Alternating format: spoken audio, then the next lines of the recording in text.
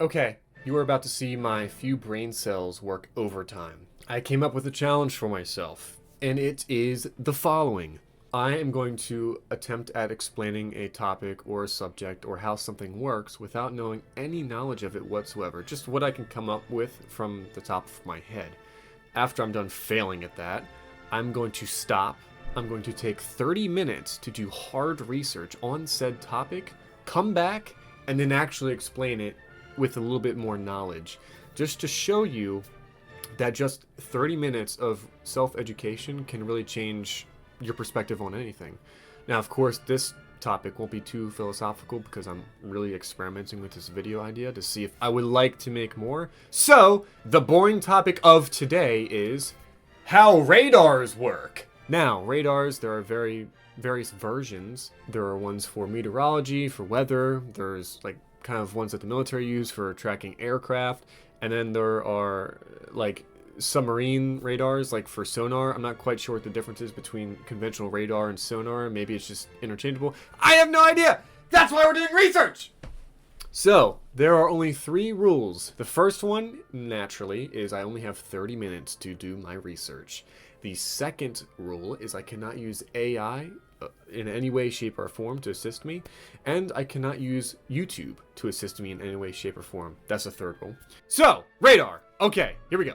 Radar is this device that emits some sort of, I guess, electromagnetic wave. Not electromagnetic. Radio wave, or one of them waves, maybe? Some sort of wave. Wave! Wave! I have exorcised the demons.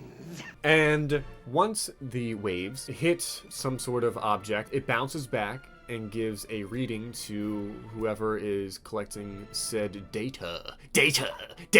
You're repeating yourself, you know that? You're repeating yourself. You're repeating yourself. You're repeating yourself. I'm not sure like what actually bounces off of these objects or things that we're tracking. Like I don't know if they're invisible molecules that boom bounce back like a bouncy ball and give us information. I'm not quite sure. I don't really know much beyond that. I mean, it's just something emits from something, bounces off something, and tells you something. Let me tell you something, man. So, we are off to the races. 30-minute timer starts now. I'll see you in a little bit. Okay, while I'm off doing whatever it is I'm doing, I wanted to kind of give more of a backstory as to why I'm making this video and why I might make more like it. Like I said earlier, I think it can really give you a perspective on how much or how little just basic research you need to really change your intelligence level in one area, whether it be something finance-wise, something just like fun facts, or technology, entertainment, arts, music, whatever. I want to do this more often, not even for YouTube, but just in general. Maybe once a week, twice a week, sit down, something you have no idea about, just do a little bit of research on it, and boom, easy information just like that. If you're feeling really sophisticated, then you can go to a library and grab a book. That's something I've been doing a little more recently, and maybe if you watched my other video that I posted that I'm writing a book, in that process I'm also reading more often as well.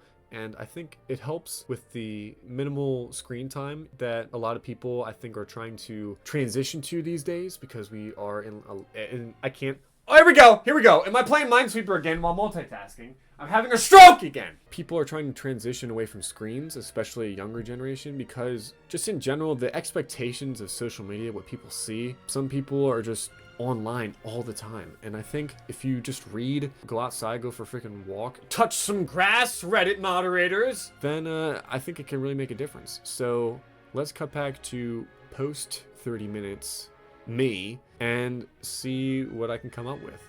Take care now. Bye-bye then. Take care now. Bye-bye then. Okay, we are back.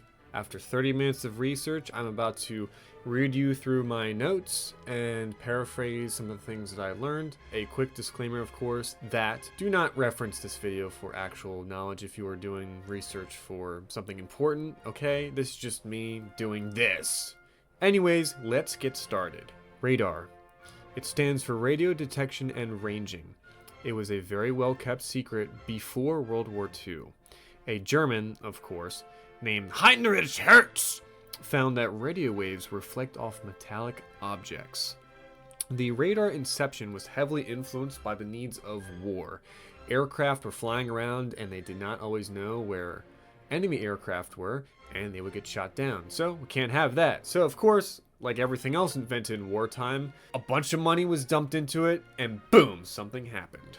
European nations tried using a system of mirrors to pick up noises from plane engines. This was heavily experimental. I guess it worked to some extent for them to keep developing it, but it kind of died out. Throughout the war, however, radar prototypes were experimented and tested, but a wide range of use was still to be had. It was very, very experimental and still very special scenarios where it was actually used. This was, of course, during wartime, so again, a lot of crazy things going on all at once.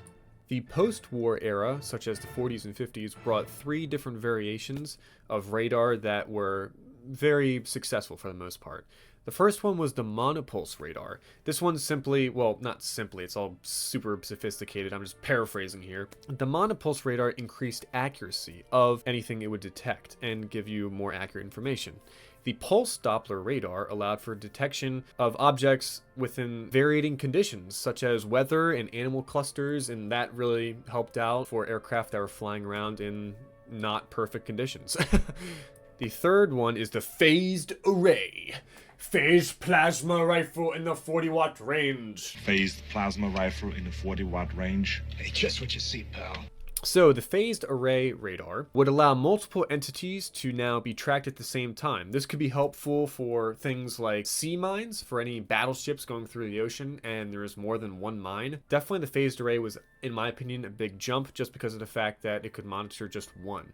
When I was doing, or more than one, when I was doing research, I was surprised. I always thought that radar could always track more than one thing at a time, but I guess early days, that was not the case. Okay, so now that we have a little bit of history on the radar knocked out, let's jump ahead to the modern radar.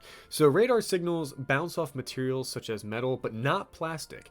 This is why you might see that plastic is used for radar antennas as a cover. It's very favorable because of the fact that radar waves can go right through it and it's no issue. It allows for something to be kept discreet, if necessary, to kind of hide it from view. So, the waves from radar move at the speed of light, which, by the way, is 186,000 miles a second. I mean, that's light work. I could hit that with 1 day of training. Anyways, once the waves hit an object, it cannot pass through. It then reflects back to the sensor almost like an echo. I mean, there's no simpler way to put it. It's like an echo. You scream into a cave and boom, your sound comes back. There's your echo. These waves, of course, can't be seen by us. I could have told you that. I think I said that in the beginning of the video. If we were able to see radar waves, then we would literally go crazy. It would look like we were constantly on LSD or something. Any signs that they are slowing?